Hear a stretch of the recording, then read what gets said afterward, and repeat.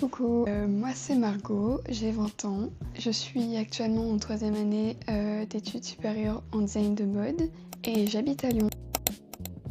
Je vais faire cette première vidéo YouTube pour me présenter un petit peu, expliquer ce dont je vais parler sur la chaîne et vous partager un petit peu des photos et des choses que j'ai faites jusqu'à maintenant.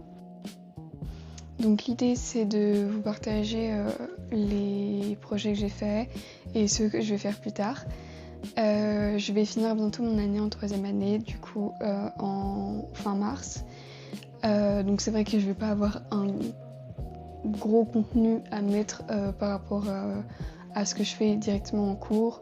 Mais en fait c'est un gros projet qui va regrouper beaucoup de choses. Et même si j'ai déjà commencé, si ça vous intéresse, je pourrais mettre un peu plus d'éléments dessus. De manière générale, j'aime bien le contenu lifestyle et mode. Et donc je parlerai des tendances, de vêtements de seconde main, d'upcycling, comment réussir à trouver sa garde-robe capsule, donc on va dire intemporelle, de manière pas chère et durable. Je vais partager aussi avec vous tout un contenu autour de la couture, de la mode évidemment. Et voilà, comme j'ai dit, je m'appelle Margot. Ça fait du coup 20 ans 20 ans ou presque, que je suis assez passionnée par la mode. Comme beaucoup de ma génération de 2005, j'ai commencé à faire des dessins de mode avec les carnets top modèle, on sauçait ou pas. Et au fur et à mesure du temps, j'ai continué à en faire. Après, j'ai fait un cursus assez classique et je suis restée en général jusqu'au bac. Au bac, j'avais été après la réforme, donc en seconde, j'ai fait l'option art plastique que j'ai gardée du coup sur ma première et ma terminale.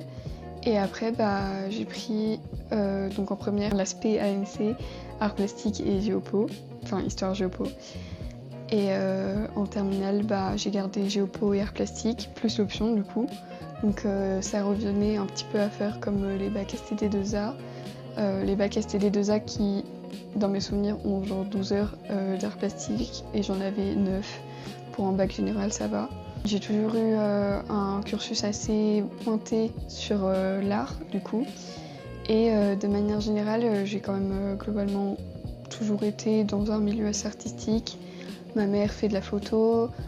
Pendant un certain temps, j'avais un beau-père qui était tatoueur. Enfin, qui est tatoueur, mais du coup, c'est plus mon beau-père. Et puis même de manière générale, entre la musique, l'art, etc., j'ai toujours été dans un environnement assez ouvert d'esprit et branché sur la culture. Donc c'est pourquoi aussi je me suis orientée dans tout ça. Pour la première année, après le bac, j'ai été en art général. En fait, c'était une sorte de prépa intégrée à mon bachelor. Et donc je voyais plusieurs designs. On avait donc la mode, l'architecture d'intérieur, le graphisme, l'illustration, l'animation et le design produit.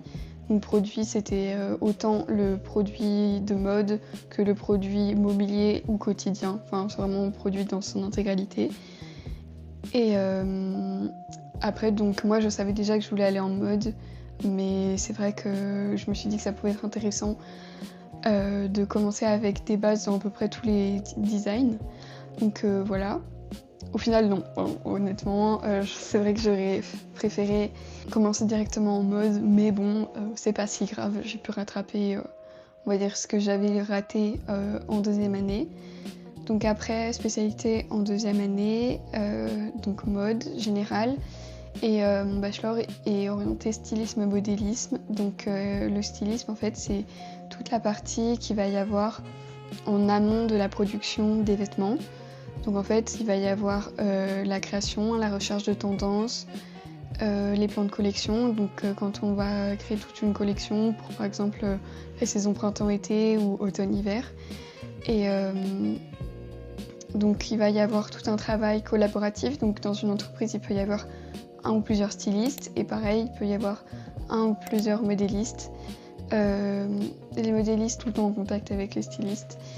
Et Je sais qu'il y a aussi les prototypistes, mais en général les modélistes sont prototypistes. Parce que les modélistes vont créer les bases des vêtements et les prototypistes vont faire des prototypes pour envoyer aux fournisseurs pour créer les vêtements. Donc dans mon bachelor, on va apprendre un peu tout ça, on va avoir toute la notion créative, toute la partie technique avec les dossiers techniques, etc. On va avoir aussi toute une partie marketing, graphisme, un peu aussi pour, admettons, la création d'une marque. Ça, c'est ce que je fais en 3e année. Et donc, en fait, c'est un peu tout le processus qu'on va avoir sur une création de produits, donc de pièces de vêtements, de A à Z, on va dire. Donc, voilà globalement pour le contenu de mon bachelor. Par la suite, c'est vrai que j'aimerais bien être styliste, mais c'est vrai que pour commencer, je souhaiterais être assistante de collection ou assistante styliste. Donc dans une entreprise pour pouvoir gagner en expérience, apprendre, on va dire, sur le terrain et améliorer le contenu professionnel de manière générale. C'est toujours mieux de pouvoir avoir une expérience en amont d'une entreprise pour pouvoir s'améliorer, grandir, apprendre davantage. Ça change de cadre. En plus, souvent, on va être en équipe.